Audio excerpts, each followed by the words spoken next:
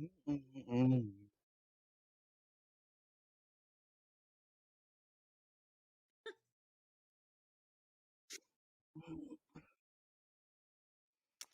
Hey, GBS Warriors. This is Trap with World 740 Inc., CIDP Killer. Joined again by my beautiful wife, Summer Rae. Thank you for doing this again, darling. Of course. So, what are we going to talk about today? We're going to make this a short one, but it's an important one. We're going to talk a little bit about inpatient and outpatient rehab. And it's more just my thoughts on it, my feelings on it, and then you too as being the caregiver and, you being responsible for me once, we got home. And to me, I felt like they really were pushing for inpatient, at least for those, last 2 weeks, maybe 4. I think they wanted it to go longer. And I think that's super, beneficial, but at the same time, after, me being in the hospital for almost 6 months, I was just like, I can't wait to get home. I don't want to do another 2 weeks. I don't want to do another month. I just want to get out of here. And I think that's, looking back, that's one, unfair to you and to any other family members that are going to take on that responsibility as being the, the caregiver, the nurse, administering medications and, blood pressure and, wiping, the trach down and making sure that's all clean, and same with the peg tube and feeding and all that stuff.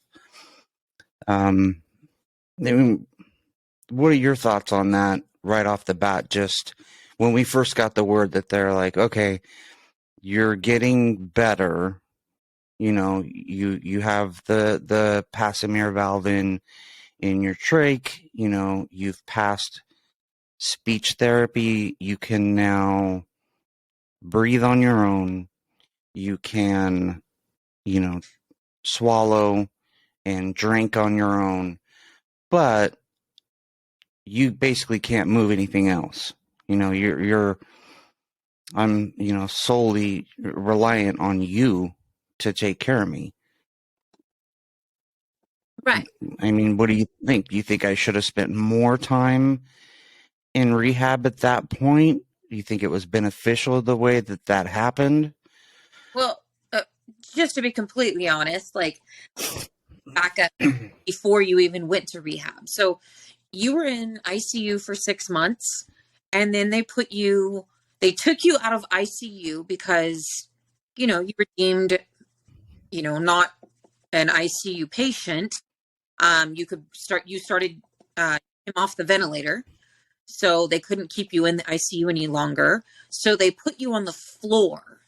And when I say they put you on the floor, you were like in, I don't even know. It was like a step down urgent care semi facility. It was terrible.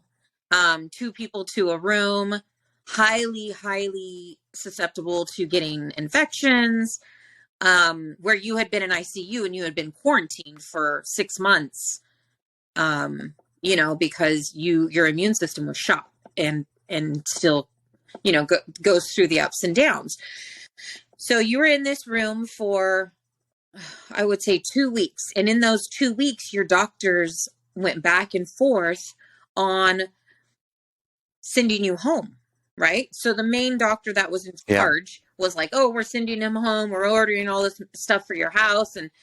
And the day you were supposed to get released to go home, she came in and said, none of the equipment's going to be there. We can't release you to go home. What do you think about going to rehab? And to be completely honest, in the back of my head, being the caregiver, I thought to myself, this whole shit show of being in that bed in that step down facility for 2 weeks was such a waste of money, because you could have been that entire, right? But Yeah. here nor there, and the process and their processes, I just think that they, there's too many people that are sick, and there's too many people that they have to take care of, and everybody, slips through the cracks, and they just catch up as they can go.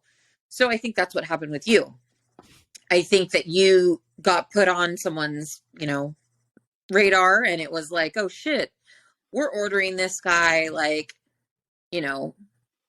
equipment to go home that he may not need if we can get him, some therapy. So they offered to go to the rehab center, and the rehab center that we went to, or that you went to, was at Loma Linda, East Campus, Loma Linda. And, this whole topic is kind of on that, and our opinions on that situation. We can't speak of others because obviously you didn't go to others. We have heard that there is, or I have heard that there is another great place in Orange County, but, and around the world, there may be other great places, and people can speak on that when they see this. But this rehab facility at East Campus is amazing. I mean, hands down, some of the best therapists that I've ever been around.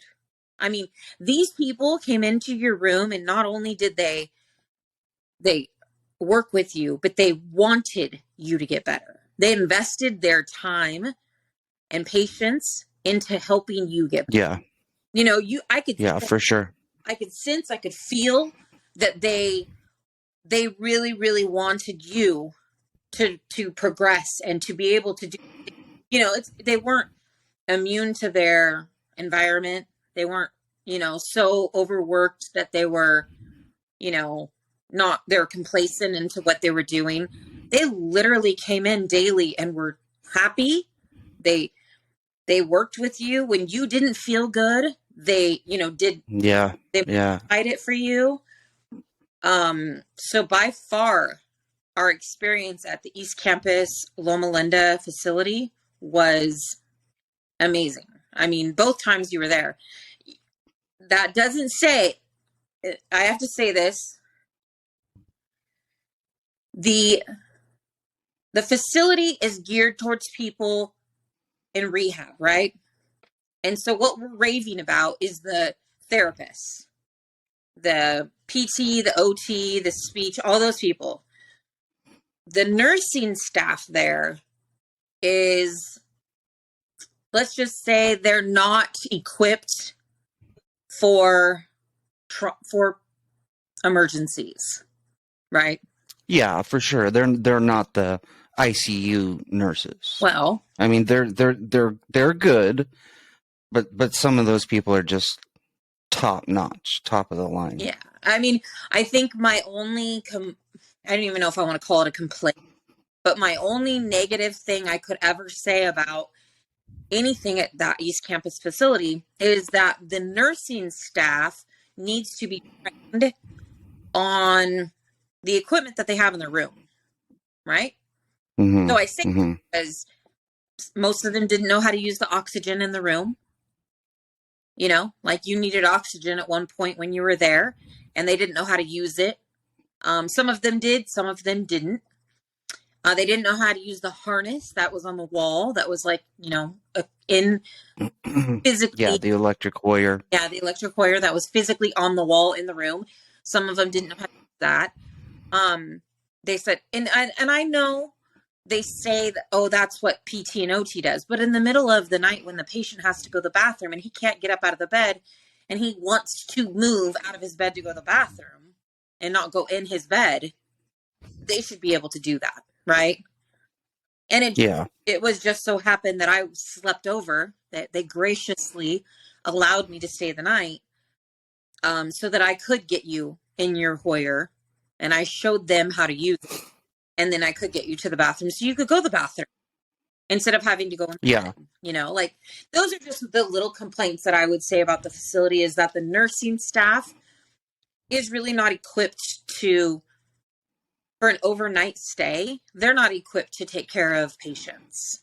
They're there to like give meds, and that's fine. And I But it's think not like you had an emergency one night and you had to get rushed back to the med center, and none of the nursing staff there could get a line in your IV or get a line in your I know.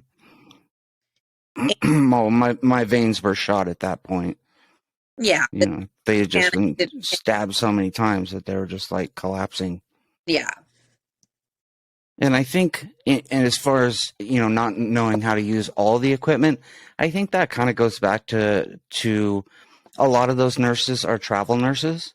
So maybe they're newer to that particular hospital or facility. I don't know. Maybe a little more training there. But and you bring up a good point, is that one of the times I had to get taken back to the med center, and that's what made me more nervous than anything about going to rehab, because early on they thought, okay, he got his IVIG. Next step is everyone goes to inpatient rehab, right? You've already got your medicine. Your body's going to heal. It's going to do what it's going to do when it's going to do it. And from here on out, it's basically, you learn how to use your body all over again. Yeah, it was a wait. And when that happened the first time, we hadn't fixed the problem yet. In fact, we hadn't even diagnosed the problem. Right. We were just guessing that this was Guillain-Barré syndrome and IVIG is the treatment, and you got it once and you're good to go. Yep. You're now you just have to rebuild your strength and your muscles, and you have to do, the physical and occupational therapy, and you'll be fine. And in my particular case, that just wasn't true, because I had a different strain or variant, if you will, that just wasn't tested for or wasn't diagnosed. It was the chronic version. It's acute severe CIDP, a case like they had never seen before. So, and I don't know that I can really fault them for that. I mean, up until then, I think every other neuro case that they had similar to that, or with Guillain-Barré syndrome, was you treat with IVIG and or plasmapheresis, and then you go to rehab. So I was scared from the jump, just because of that first time. I got sicker and sicker and sicker, Right. with every passing minute. They thought you had COVID, so they stopped coming into your room. And if I wasn't there, they wouldn't have known that you were and needed oxygen. So there were moments at the facility that I could deem that were scary, right? So I'm not telling you that this place is perfect, and I'm not saying that any rehab facility is perfect. I'm just saying, from our overall experience, like 1 out of a 10, rating, I would give East Campus a 7, right? They're not a 5. They're not low. They're very good. Their rehab specialists were amazing, but the nursing staff, I don't want to hear the excuse that they could be travel nurses, because no matter if they're a travel nurse or not, you have common sense when you walk into a room. We did have great nurses there, and yeah, for sure. Saying that we didn't, but there were a handful of times that I shook my head and thought, what in the world if I wasn't here? Like, what in the world? Yeah, and that was terrifying for me, is on those nights where you just, 1, they either wouldn't let you stay over, or 2, you were just physically and mentally exhausted, and 3, you just needed to get home and be with our kids, and get a good night's rest, and be with our animals, and just not be in the hospital for a night. But to me, it was when you had to go home, I was like, in my head, I'm thinking, I'm not going to make it. I'm not going to make it through the night. It's just, you were so much more on top of it than any nurse there, or doctor for that matter. But during the rehab, I got to say, as far as even my healing and treatments up until and before rehab, and then even during rehab, as far as respiratory therapists go, Again, top of the line. Charlie, for sure. Yeah. Christian, Joe, like on point. These guys, Yeah. they know what they're doing. They took such good care of me. And like, they would come in and it would be like, 3 to 4 a.m., Yep. phlebotomy comes in and they got to do labs. They got to take blood.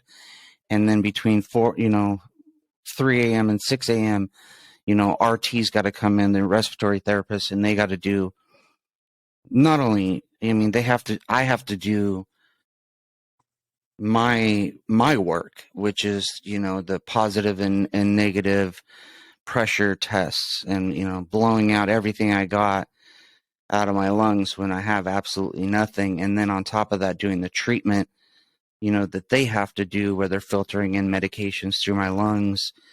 And then I don't even know what it's called, but they basically massage your lungs from the outside, that machine that just like, just, Yeah. It hurt me just because It was, everything hurt me because my nerves are shot. My body's eating itself. So, it hurt, but I'm sure it would feel good, to someone else that wasn't in that situation. But those guys, they would come in and they work with me and they do as much treatment as I could physically handle and just be super positive about it. Like, Trap, you got this. Let's do this much, this much, and this much. And even when I was done and they could see that I was done, they would push me positively and be like, you could do a little more. But when I was absolutely just drained and cooked, they'd be like, nice job, brother. We're done for now. We'll see you in another 4 to 6 hours. Like, they were just so on top of it. I owe those guys a huge thanks. And yeah. I look forward to seeing them again when we go to visit and when we go up to Charlie's house. Can't wait to see him again. Yeah. But on point, like I said. By far, I think our best experience was at East Campus. We did have amazing nursing staff and doctors at Med Center, Loma Linda. Some of the best doctors around. The best doctors in Southern California are there at Loma Linda. Yeah. One of them is our neighbor, Dr. Howe. Like, incredible. And the nurses over there at ICU, amazing. But when you got to East Campus, and it's an adjustment, right? Because you go from a beautiful brand new building with a view of disgusting San Bernardino, but you don't know you're in San Bernardino because you're looking at this just beautiful view of mountains and landscape. And you're overlooking this from this brand new hospital and these brand new rooms and everything's clean to this older campus of East Campus. And for myself as being your caregiver, I went into some serious shell shock when I realized I had to, comply basically and put you there. And, I cried for a day or two because I felt like what I was doing was wrong. I felt like I was not getting you the best care that I could. And I'm sure a lot of caregivers go through this. They struggle with the choices that they're making for their loved ones, whether that may be, moving them to a facility or whatever the choice is, changing their medications, whatever. You couldn't care for yourself, so I had to make those choices. And that choice was very hard for me. It was. With that said, it was all aesthetic, right? My vision. Yeah.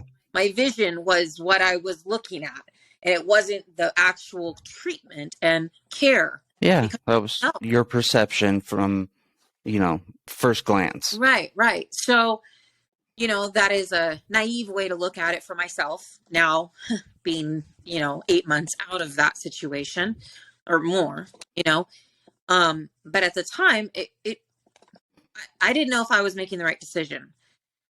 And, I just prayed about it and I put it in God's hands and I went there and I went with the fact, knowing that no matter what, I was going to be by your side. So I wouldn't allow anything bad to happen, So I kind of just changed my thought process of, okay, the view may be different, but I'm the same. So no matter what, I'm going to continue to fight for him, just like we're going to be in a different room. Well, once we got there, I literally fell in love with the staff. Like, they became like family. Like Jen, Yep. Mo, Charlie, Ricky, all of them, they were just, um, I mean, there's so many of them. I got their phone numbers. I know. They became people that I would trust with my children. I would trust with my home. You know, I trusted them with you every night. And I just gained this complete respect for them because from the outside looking in, it looked like a death sentence, right? To be completely honest, Yeah, for sure. I'm not going to sugarcoat it. It looked like a death sentence. It looked like put you in the corner. They don't care about you. You're going to die, right? Yeah. But the staff there and their doctors, Ricky, oh my gosh. And they cared. yeah, And it showed. they fought for you and they took care of you. And, you know, I don't know. I'm sure they do that for everyone. I don't know because I didn't, you know, intersect that much, but I just know that they cared for you like you were theirs. Like, Well, they have to, because they didn't know us.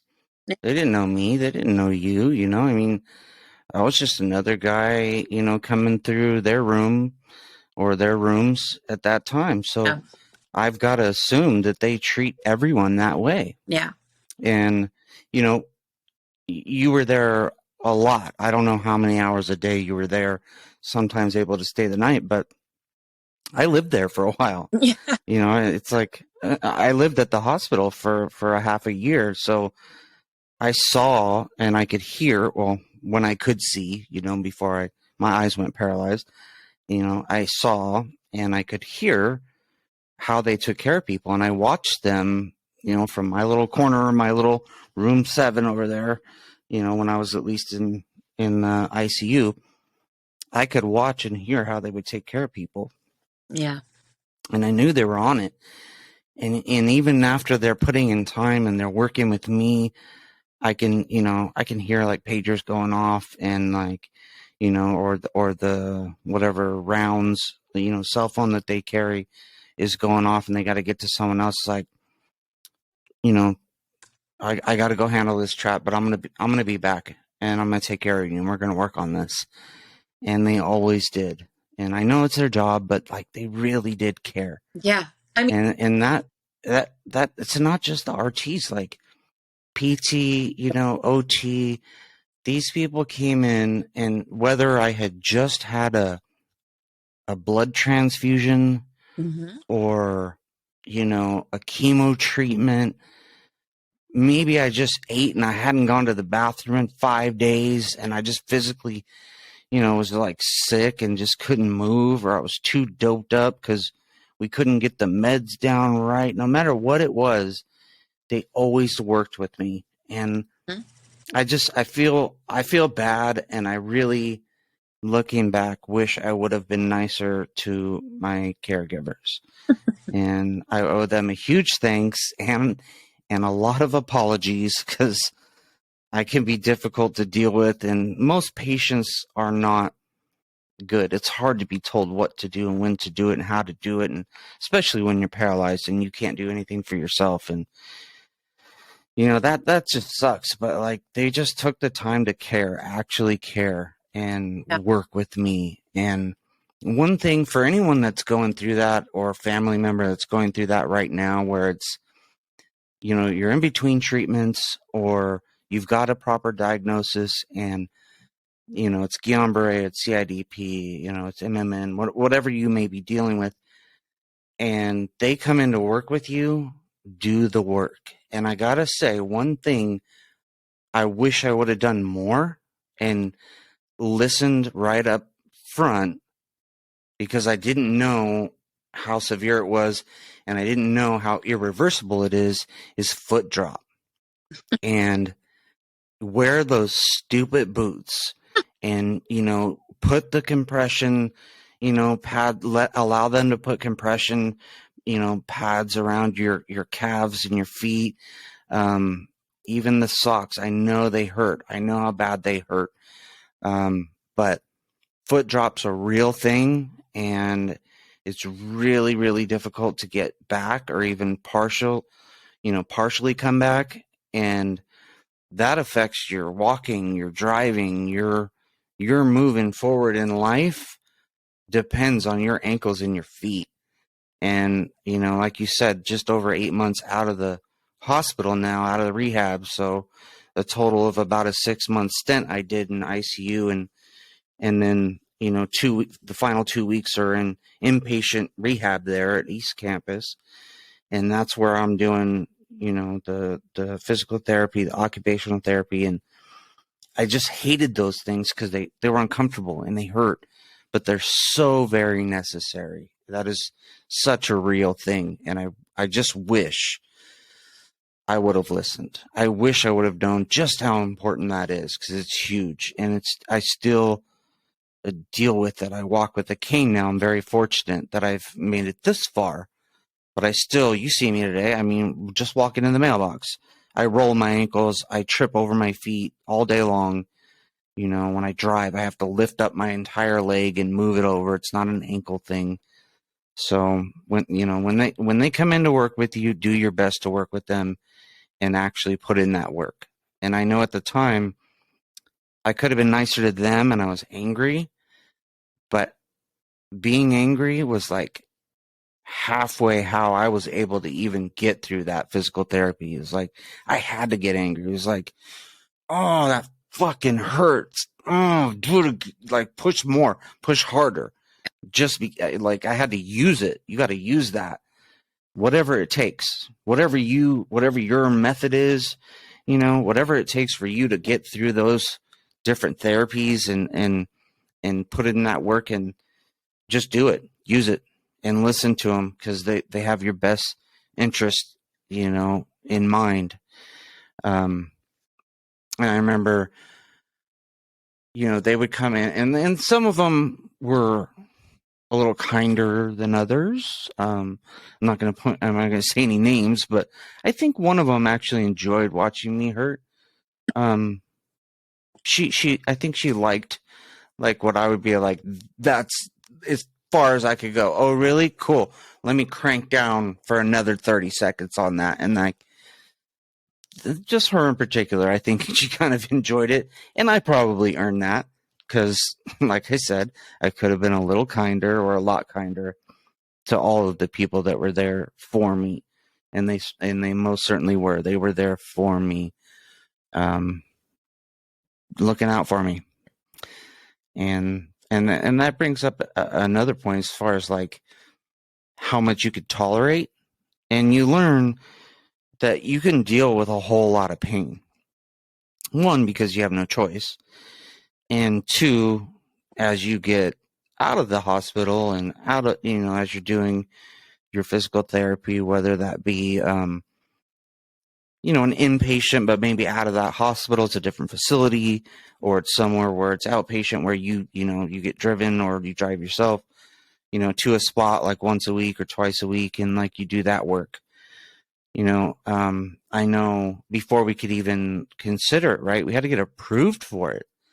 You have to be able to tolerate, I think it's 3 to 4 hours a day before you can even go there. Otherwise, they ship you somewhere else or give you a referral to go somewhere else. A long-term care facility. You don't go to rehab.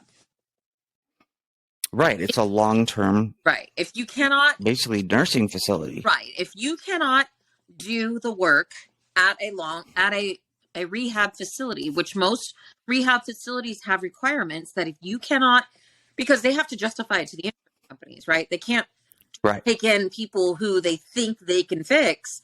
You have to commit to doing 3 hours, I believe it is 3 or 4 hours of therapy a day. Yeah. Every single day for like 2 weeks minimum. And then after the 2 weeks, they can, if they think you need another week, then they reach out to your insurance company and get you another week. But that's it. You don't get more than 3 weeks. Like 2 weeks is normal. 3 is max. And That's right.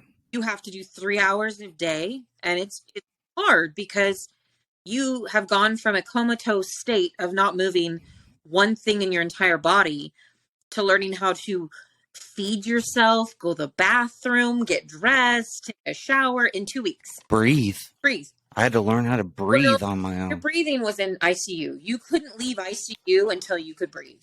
So No, I know, but it went from, every day, right?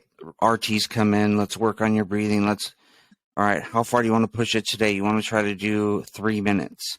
You want to try to do, 30 seconds. right.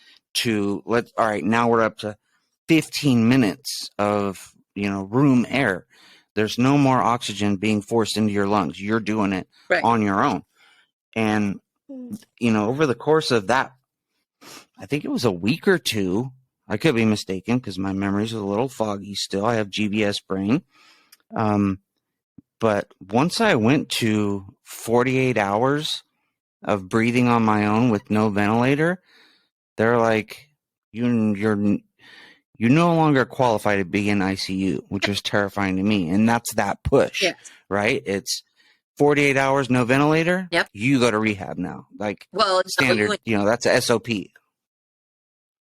You went to the floor. You went to their, you walked out the doors of ICU into like general population and to a room with some gentleman. Now I'm in Gen Pop with everyone and all their diseases. Who coughed and wheezed super, all susceptible night long, to and anything. I couldn't everything. stay the night with you because just all of it's scary. All of it's terrifying. The room was like as big as a closet and next to the sink, and there was a sheet covering the between you and him, and there was no sanitary confinement. You guaranteed would have gotten an infection in that facility and, your demise. I guarantee it.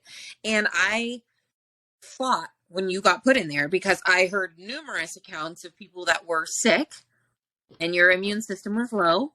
And I fought and fought and fought. And it took them 2 weeks to get you to get out of there. But here nor there, thank God, you did not get sick. But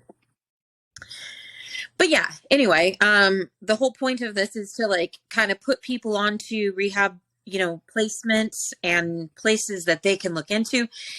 I think that one thing that you and I spoke about before we did this podcast is that you can go and just randomly walk through these places all the time.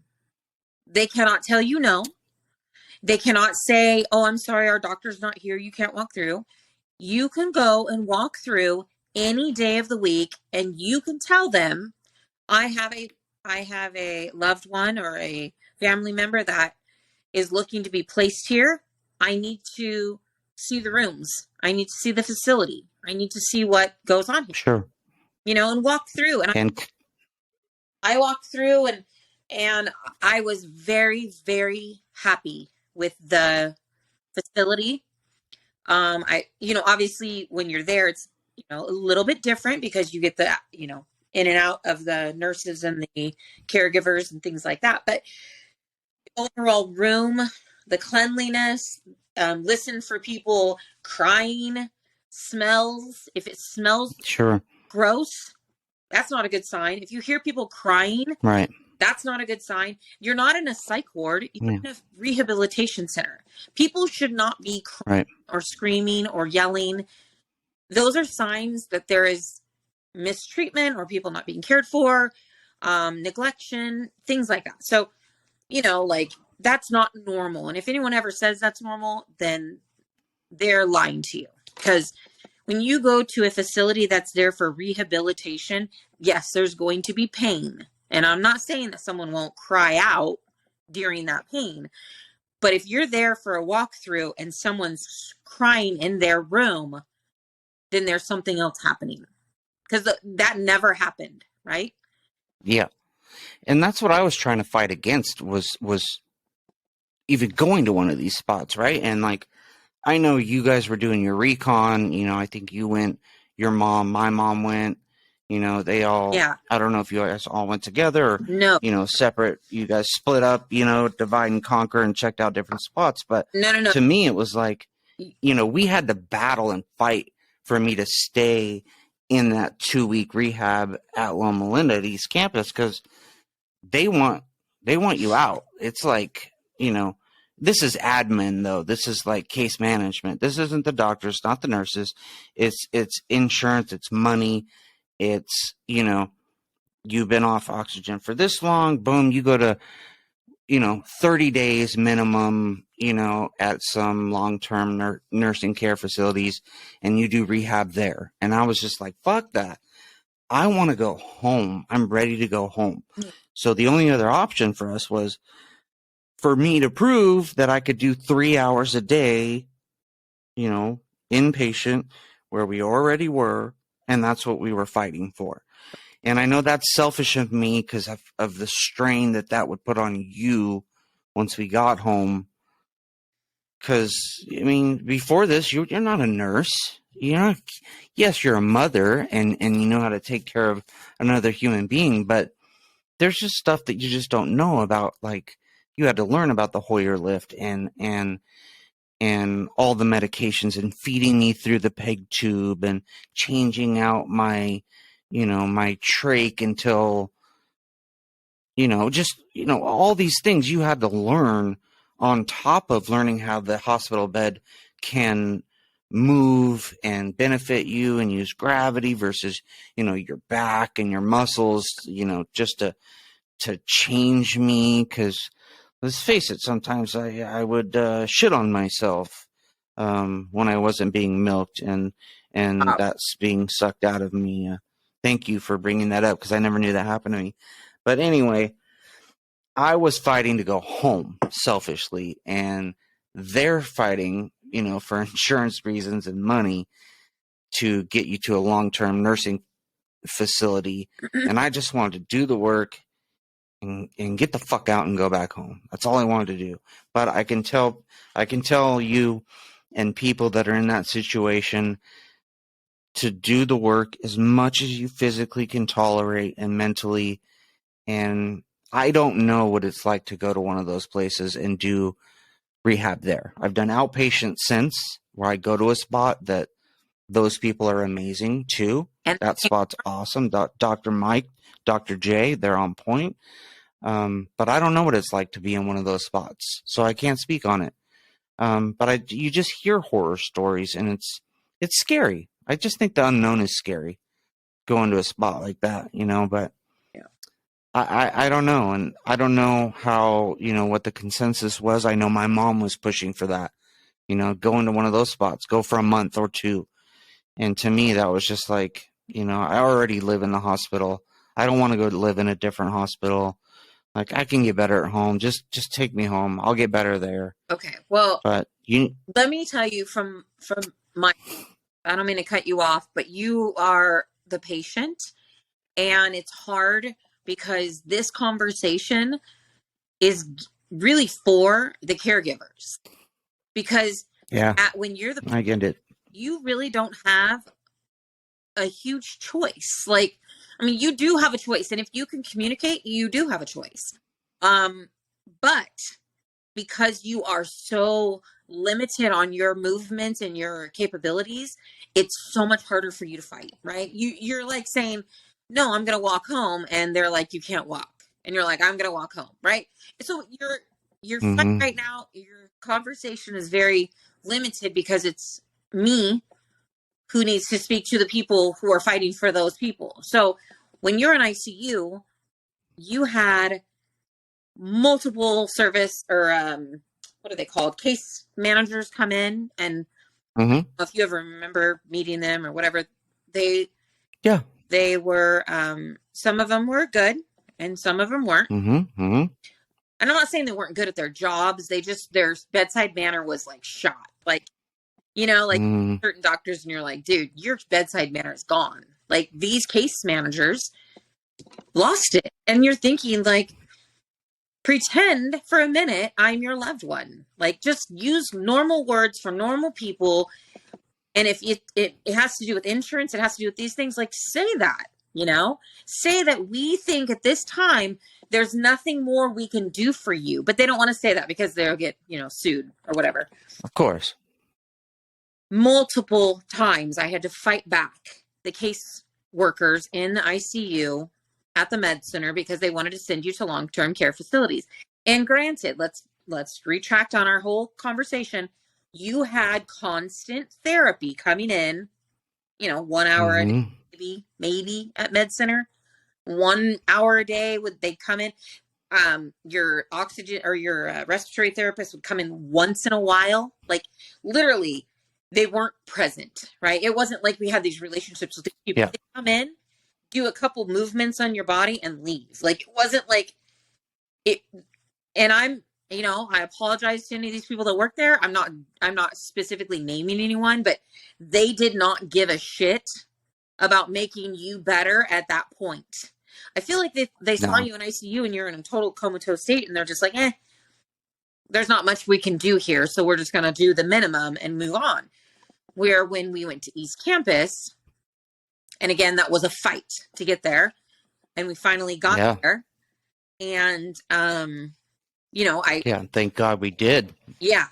They wanted us to go to a long-term care facility, and I fought and fought and fought and threw out, verbiage such as, what are the people that work in the hospitals called?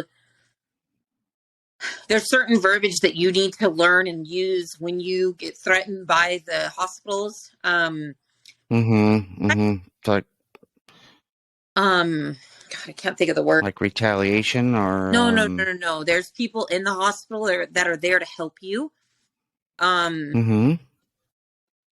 But basically they speak for you. Anyway, I can't think of the word right now. It's off the top of my head.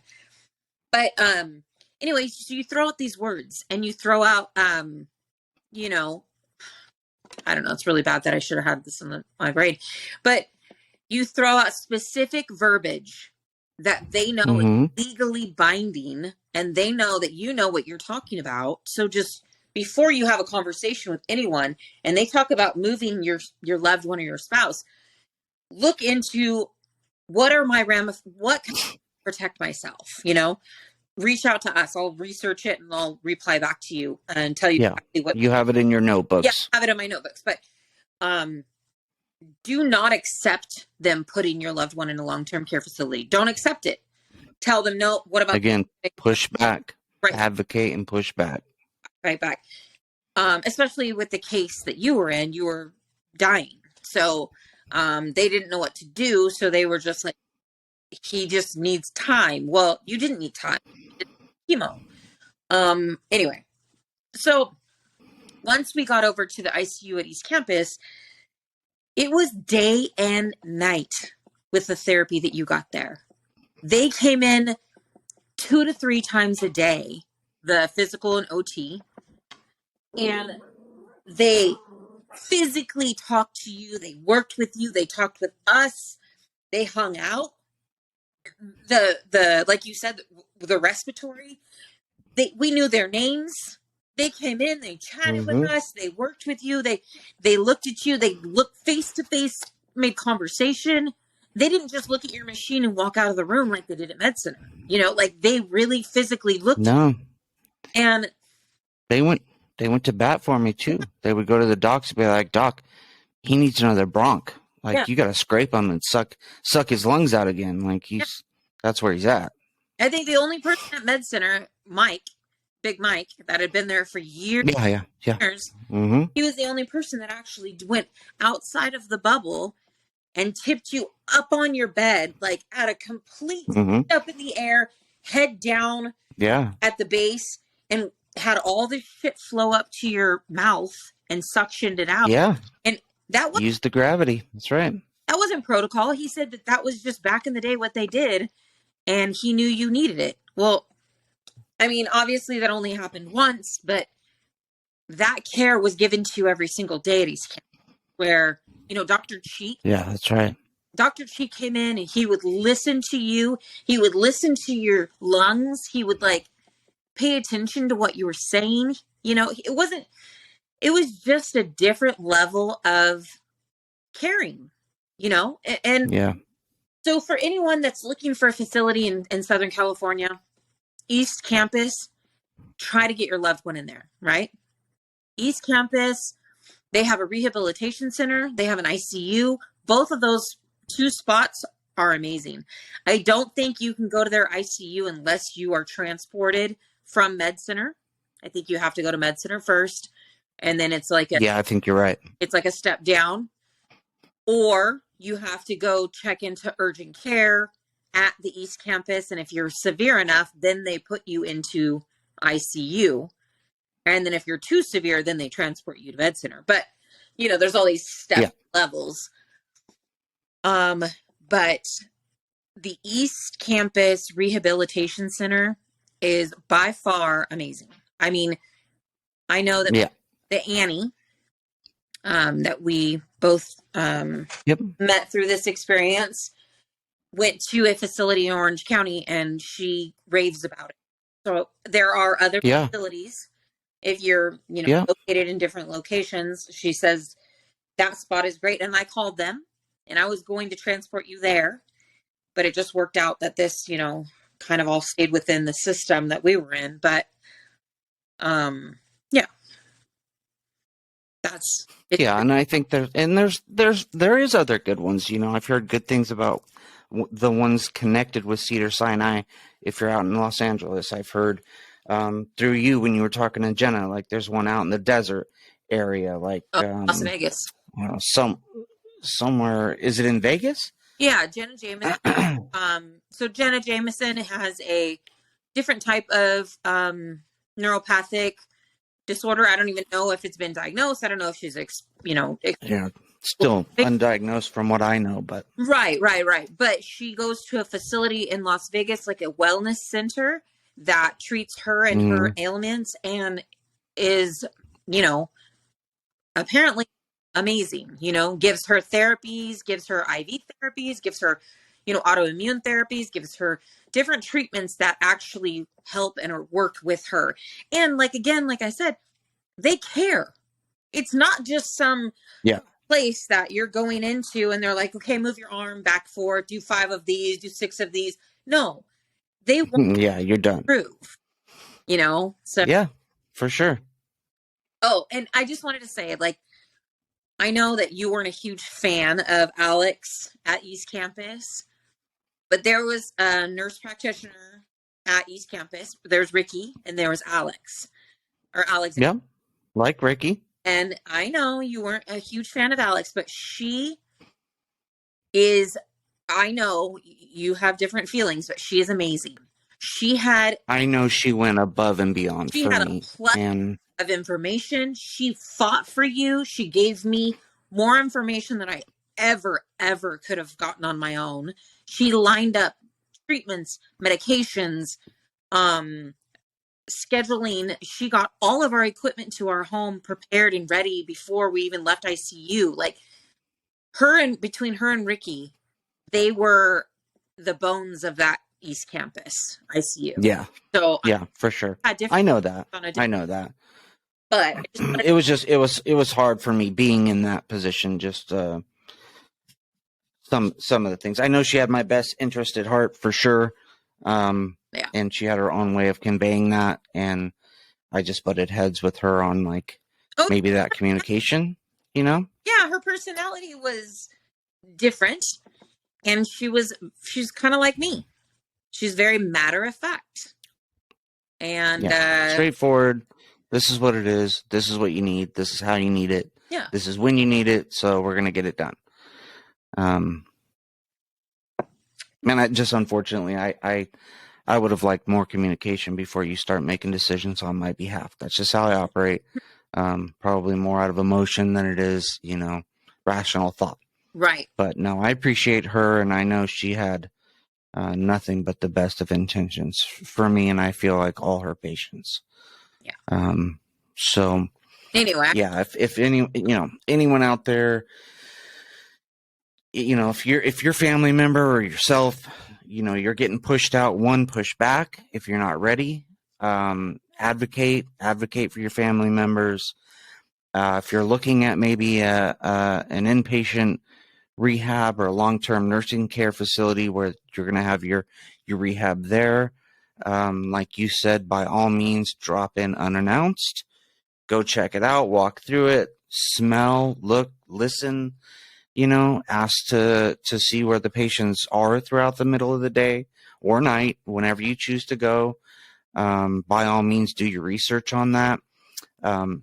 If any of you guys have questions or concerns, we do have names and of other facilities, at least in the Southern California area, Yeah. and we can check that in our notes or in your notebooks. Yeah. And if anyone else just needs any kind of support, and by all means, we're not doctors, we're not nurses, I'm a patient, and you're A caregiver. my caregiver, and as far as that stuff goes, we have a whole bunch of knowledge on that.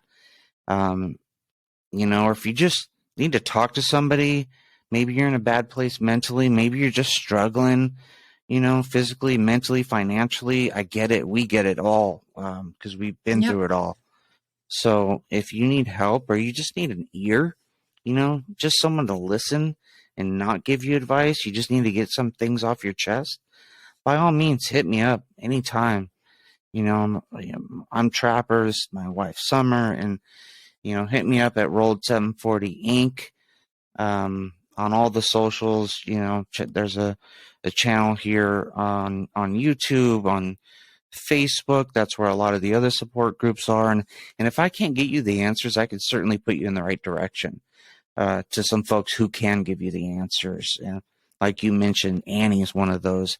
Steve is one of those. I look forward to having both of those two people on the podcast, along with Charlie. My former respiratory therapist is now a very dear friend of mine. So some exciting stuff coming up, but basically, we're here to just help as much as we can for anyone that we can. So, Yeah. hang in there, turtles, and all you GBS survivors and CIDP warriors. You're not alone. We're out here with you, and we're here to help and spread the love. So be kind, and until the next time, we'll see you guys soon. Love you. Love you, baby.